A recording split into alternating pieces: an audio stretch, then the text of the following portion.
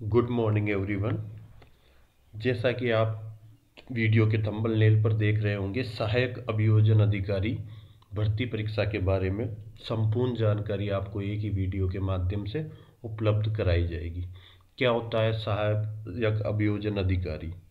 पहले एपीपी की पोस्ट हुआ करती थी,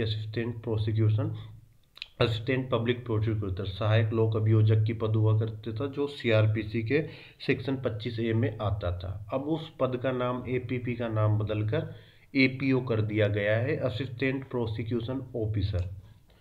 तो जल्द ही आरपीएससी के द्वारा आपको इस पद के लिए एक विज्ञप्ति देखने को मिलेगी। विज्ञप्ति होगी 223 पदों के लिए। ठीक है, आरटीआई से प्राप्त सूचना के अनुसार पिछले 9 महीने से आरपीएससी के पास इस एपीओ वैकेंसी के 222 पदों की अभ्यर्थना पड़ी हुई थी। पहले शुरू में ये पद 198 में थे, फिर 222 हो गए, अब 223 पदों पर ये अभ्यर्थना आरपीएससी के पास रखी हुई है।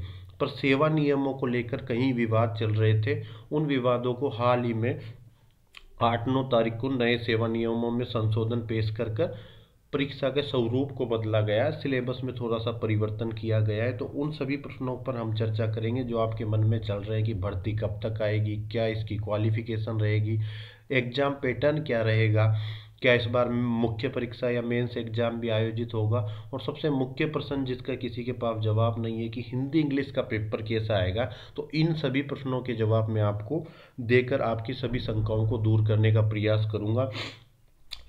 वीडियो में संपूर्ण जानकारी आपको, जितने भी आपके क्वेरी है, सारों को यहीं सोल्व कर दिया जाएगा। तो एपीओ 2024 की वैकेंसी आरपीएससी के द्वारा जो जारी की जाएगी उस पर चर्चा करते हैं। पहला प्रश्न है कि भर्ती कब आएगी। जैसा कि मैंने आपको बताया कि पिछले 9 महीने से आरपीएससी के पास अभ्यर्थना रखी हुई है, और जैसे ही 8-9 तारीख को सेवा नियमों में संशोधन हो गई, ये संशोधन आरपीएससी के पास भेज दिए जाएंगे। आरपीएससी के पास जैसे ही सेवा नियमों में संशोधन पहुंचेंगे, वो उनकी लीगल स्टडी कराएंगे कि इसमें कोई कमियां तो नहीं है, बाद में वैकेंसी कोर्ट में प्रसंगत तो नहीं होगी किसी कमी के आधार पे। जैसे ही वो 8-10 दिन का प्रोसेस पूरा हो जाता है, विद इन फरवरी लास्ट या मार्च के फर्स्ट वीक के अंदर आपकी एपीओ के 223 पदों की वैकेंसी आ जाएगी। ठीक है, तो 223 पदों के लिए ये वैकेंसी आनी है। कब तक आ जाएगी? फरवरी लास्ट या मार्च के पहले वीक में एपीओ भर्ती की अधिसूचना आपके लिए जारी हो जाएगी। 223 पदों पर फॉर्म भरना शुरू हो जाएंगे। क्वालिफिकेशन की बात करें तो क्या क्वालिफिकेशन रहेगी फॉर्म भरने के लिए? तो काफ़ी तब्दीली की है। पहले की क्वालिफिकेशन हुआ करती थी कि एलएलबी प्लस 2 ईयर का बार counselling registration certificate, 2 year experience पहले हुआ करता था। नाउ इसमें तब्दीली कर दी गई है, केवल और केवल अन्य राज्यों के भांति, जैसे आप उत्तर प्रदेश बिहार में जाओगे, केवल एलएलबी वाला भी एपीपी का काम या एपीओ का काम कर सकता है। तो केवल लो ग्रेजुएशन, कोई भी राजस्थान में कोई सी भी यूनिवर्सिटी हो, बाहर की हो, जो भी यूनिवर्सिटी स्टेब्लिश बाय लॉ है, उसके द्वारा आपको लो ग्रेजुएशन या एलएलबी होना अनिवार्य है। यही एकमात्र क्वालिफिकेशन इन्होंने रखी है, कोई परसेंट का बैरियर यहाँ पर नहीं लगाया है। दूसरी बात करते हैं तो बार काउंसलिंग रजिस्ट्रेशन जो पहले एपीपी में आवश्यक होता था, अब उसको भी हटा दिया गया है कि आप बिना बार काउंसलिंग रजिस्ट्रेशन के भी एपीपी के लिए अप्लाई कर सकते हैं।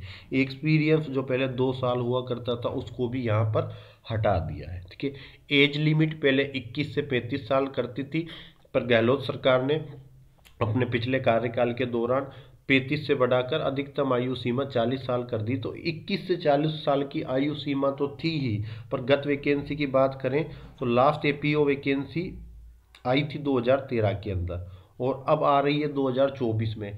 तो 11 साल बाद वैकेंसी आई है, तो राज्य सरकार ने 5 से 10 साल की विभिन्न कैटेगरियों में अपर एज लिमिट में रिलैक्सेशन दिया है। जैसे ओबीसी, ईडब्ल्यूएस सामान्य वर्ग को 5 साल का दिया है, एसटी एससी को 10 साल का दिया है, महिलाओं को 10 साल का दिया है। तो विभिन्न समूहों में अलग अलग एज रिलैक्सेशन दिया है। ये आप सेवा नियमों में आराम से पढ़ सकते हो। ठीक है, डिलीवर लॉ का टेलीग्राम चैनल पर सेवा नियम हिंदी इंग्लिश दोनों में उपलब्ध है, वहाँ से आप पूरे सेवा नियमों को आराम से पढ़ सकते हो कि क्या क्या परिवर्तन किया है आने वाली वैकेंसी में आपको क्या क्या चेंजिंग देखने को मिलेंगे।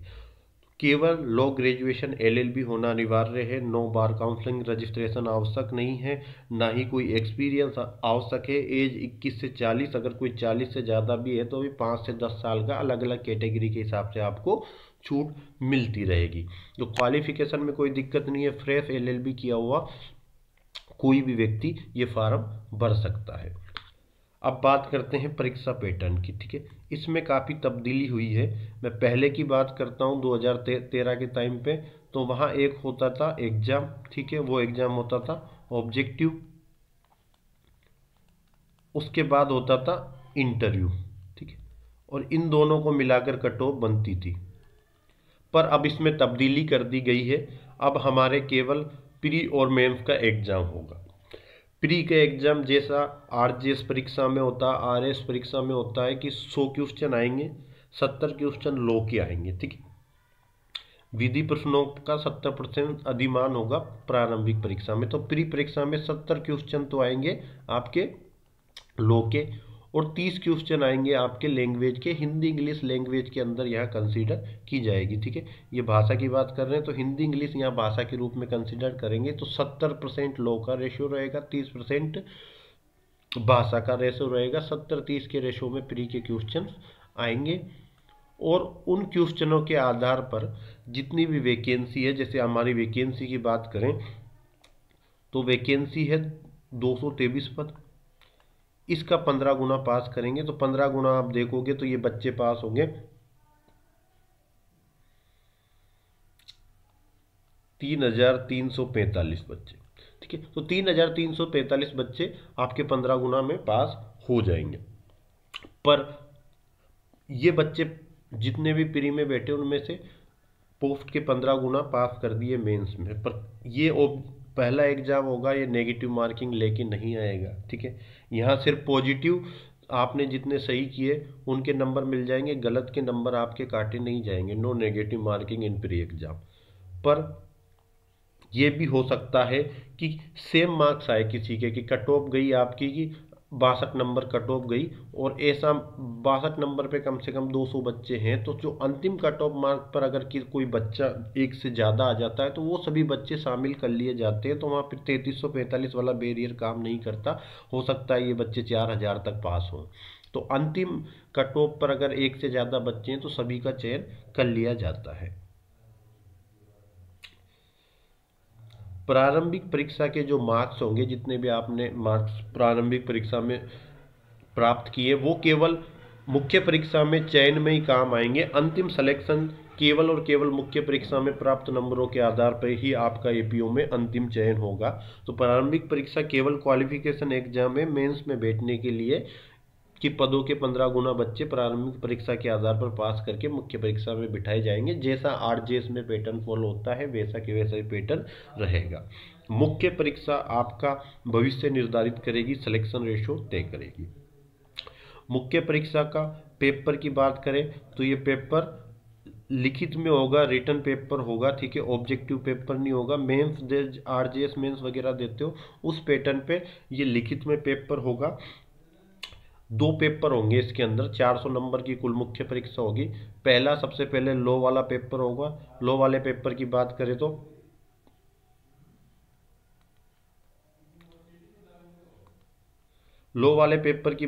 लॉ वाला पेपर होगा आपका 300 नंबर का, और 3 घंटे के अंदर ये पेपर अटेंड करना पड़ेगा। यहाँ एक समस्या पैदा होगी कि 300 नंबर का पेपर का जब आप डिजाइन करोगे पेपर, तो आपको एक छोटे क्वेश्चन पे भी ज़्यादा मार्क्स देने होंगे, जब जाके 300 नंबर का पेपर बना पाओगे। और 3 घंटे में ये पेपर कंप्लीट करने में बहुत परेशानी आएगी। तो पेपर की लेंथ बहुत लंबी रहेगी, 3 घंटे के अंदर ये पेपर कंप्लीट करना बहुत मुश्किल होगा।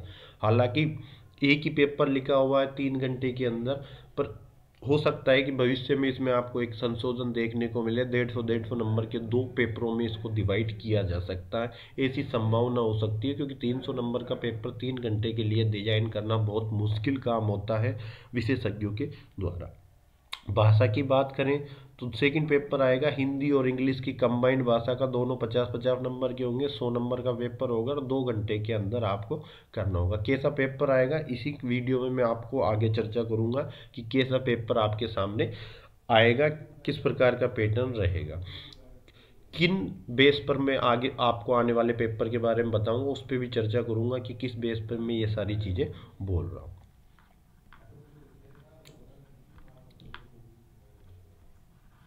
अब बात करते हैं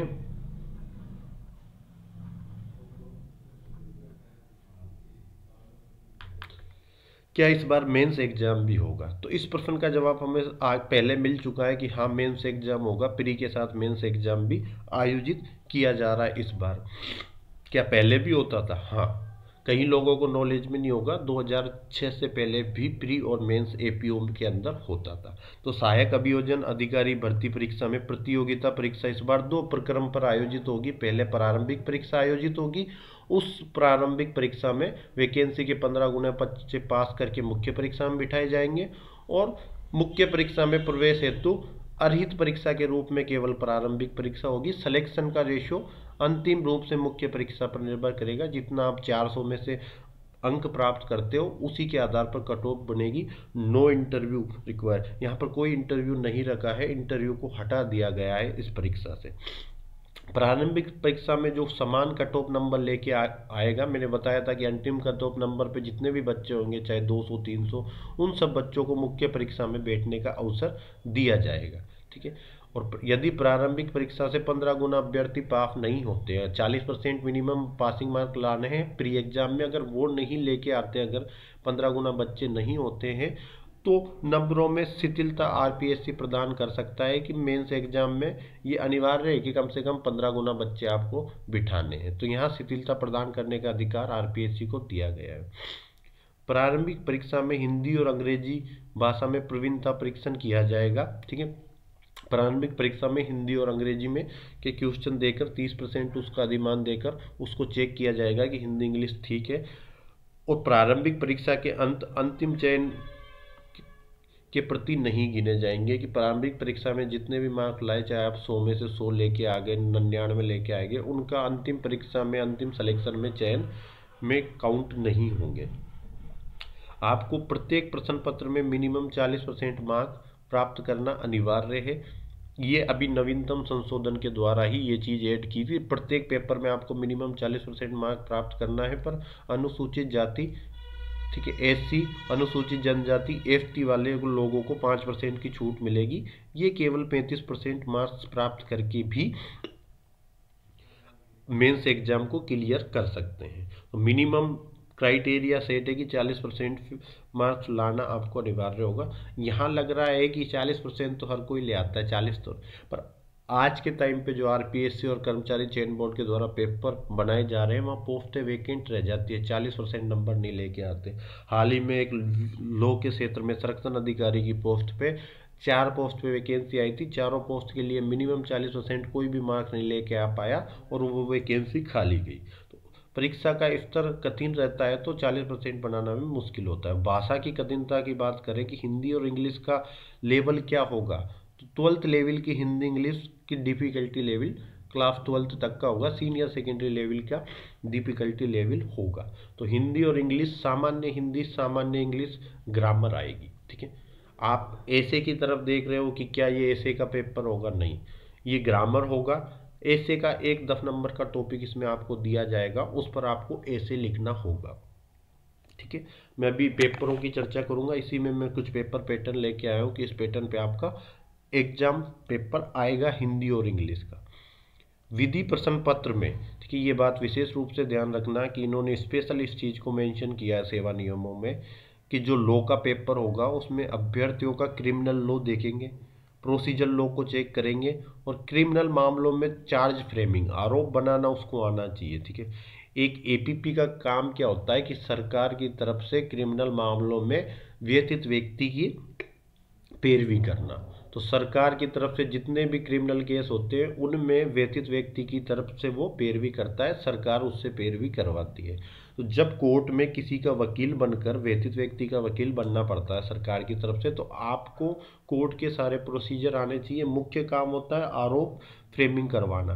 तो यहाँ आरोप फ्रेमिंग के प्रैक्टिकल क्वेश्चन आपको 300 नंबर के पेपर में देखने को मिलेंगे। कोई समस्या देंगे और कहेंगे कि इसमें आप आरोप फ्रेम करो। तो चार्ज फ्रेमिंग का पेपर में विशेष रूप से महत्व रहेगा, इसका प्रायोगिक ज्ञान आपको होना चाहिए, ठीक है। को परीक्षण के लिए डिजाइन किया जाएगा। तो बता रखा है कि लॉ का जो क्वेश्चन पेपर 300 नंबर का हम डिजाइन करेंगे, तो उसमें क्रिमिनल लॉ, प्रोसीजर लॉ और क्रिमिनल मामलों में चार्ज फ्रेमिंग का विशेष रूप से प्रैक्टिकल ज्ञान आपको होना चाहिए। ऐसी उनकी अपेक्षा है कि जिन बच्चों को हम सेलेक्ट करेंगे उनको इस बारे में नॉलेज होना ही चाहिए।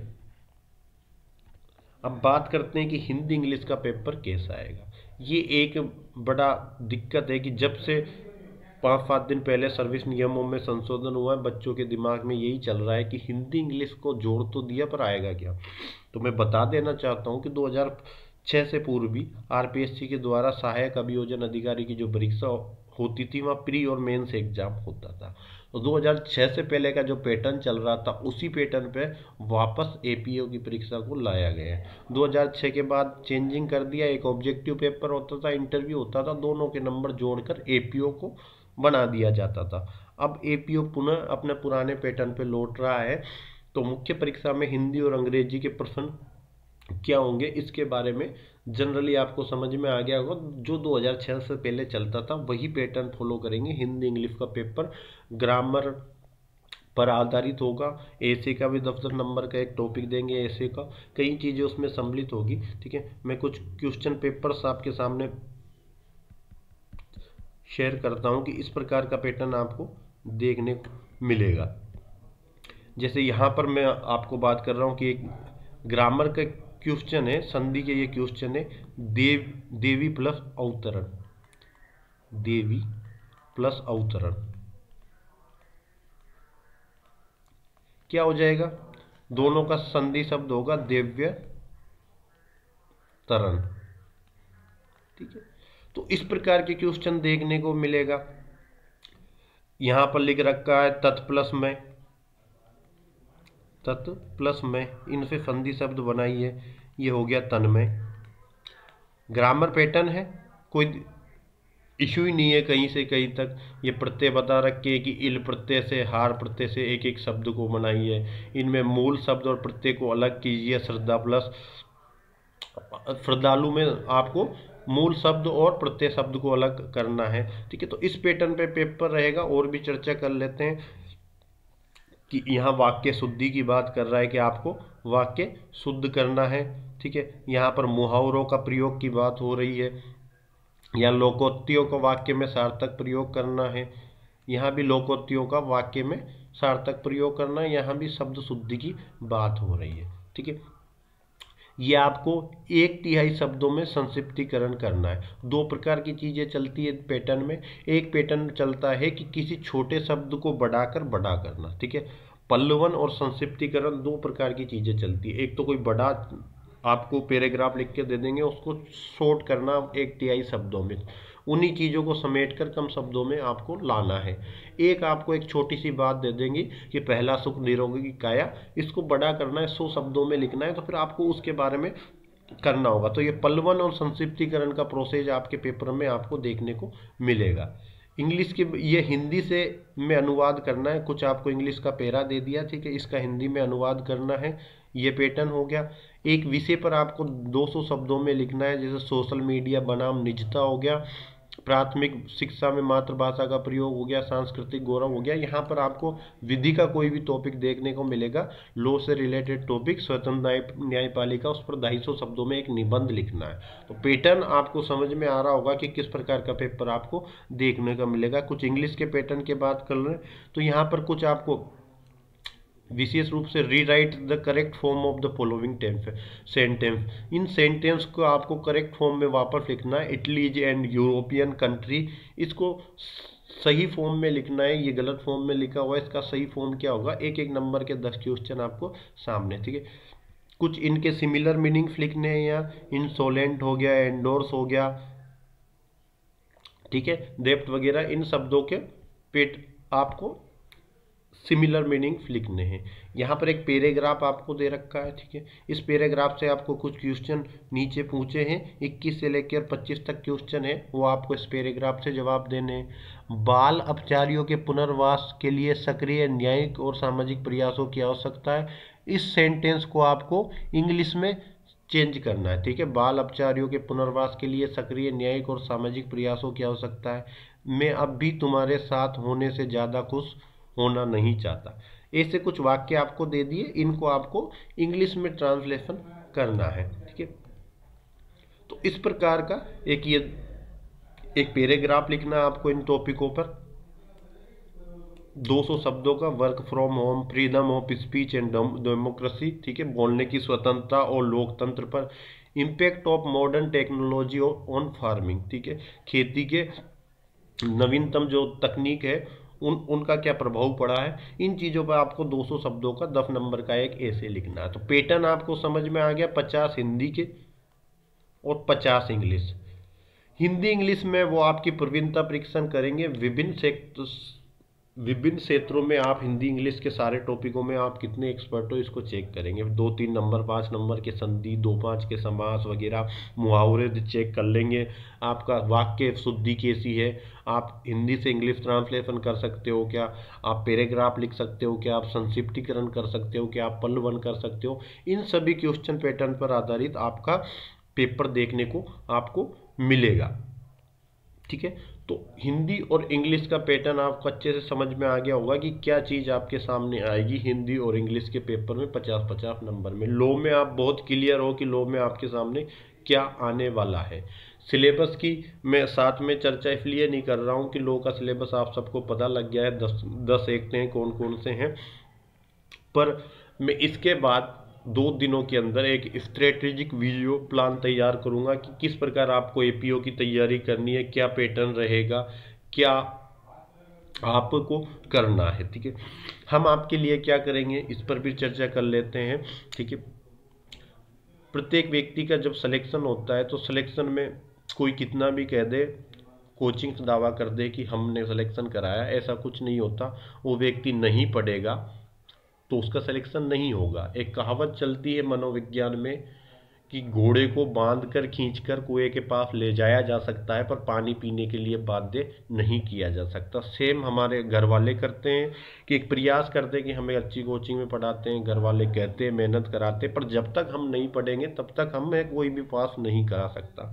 तो इस पेपर को निकालने के लिए, एपीओ बनने के लिए मेहनत आपकी रहेगी। हम थोड़ा सहयोग करेंगे, आपको एपीओ बनने के लिए कुछ मदद करेंगे कि आपको इस प्रकार की कुछ मदद प्रोवाइड कराई जाएगी, उसके बारे में चर्चा कर लेते हैं। ये ध्येय है हमारा कि मेहनत आपको करनी है, हम सहयोग देंगे। इसी ध्येय के साथ डिलीवर लॉ परिवार आपकी परीक्षा में साथ निभाने को तैयार है, ठीक है। हमने एक स्ट्रेटजी प्लान तैयार कर रखा है कि किस प्रकार हम आप लोगों को मदद प्रोवाइड कराएंगे। डिलीवर लॉ आपके लिए बहुत ही जल्द एक एपीओ भर्ती परीक्षा 2024 के लिए स्ट्रेटजी प्लान तैयार करके मैं 2 दिन में आपको स्ट्रेटजी तैयार कर दूंगा कि पेपर कब होगा, क्या सिलेबस रहेगा, किस सिलेबस पर कितना कितना हमें क्या किस पर फोकस करना है।